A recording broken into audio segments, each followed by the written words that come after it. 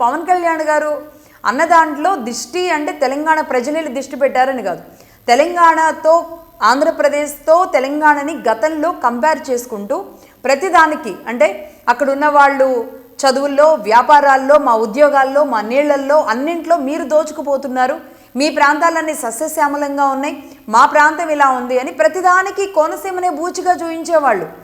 అటు అగమ్య గోచరంగా ఉన్న సమస్యల్లో ఉన్న ఉత్తరాంధ్ర ప్రాంతాలు కానీ, కోనసీమలో ప్రకాశం జిల్లాలో ఎండిపోయిన ప్రాంతాలు కానీ, రాయలసీమలో ఎండిపోయిన ప్రాంతాలు కానీ ఆనాడు తెలంగాణ ఎవరైతే ఉద్యమ నాయకులుగా చెప్పుకున్న వాళ్ళు ఎవరు కనిపించలేదు.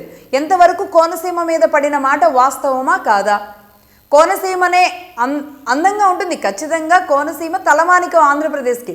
అలాంటి కోనసీమ అభివృద్ధి అంటే ఆంధ్రప్రదేశ్ అంతా అభివృద్ధే, ఇలాగే ఉంది పచ్చగా, అక్కడ ఉన్న పచ్చగా ఉన్నారు, మేమే ఎండిపోయి ఉన్నాము అనేది పదే పదే పదే ఇక్కడున్న ప్రజల మెదళ్లలో చూపించిన మాట వాస్తవమా కాదా? దీనిని ఆ దిష్టి తగిలిందేమో ఇలా అయింది అని అన్నారు. నిజానికి రెండు రాష్ట్రాల మధ్య జరిగిన తేడాతో ఈరోజు ఆంధ్రప్రదేశ్ కునారిల్లుతుంది. రెండు రాష్ట్రాల విభజనతో ఆంధ్రప్రదేశ్ అనేక సమస్యలతో ఉంది. అక్కడున్న రాజకీయ పరిస్థితులు ఆంధ్రప్రదేశ్ని చాలా విషయాల్లో ముందుకు వెళ్ళనివ్వని పరిస్థితులు ఉన్నాయి. జగన్మోహన్ రెడ్డి గారున చంద్రబాబు నాయుడు గారు ఏం చేయాలనుకున్నా, ఇంకెవరు ఏం చేయాలనుకున్నా లాగేవాళ్ళు వెనక్కి లాగుతూనే ఉన్నారు.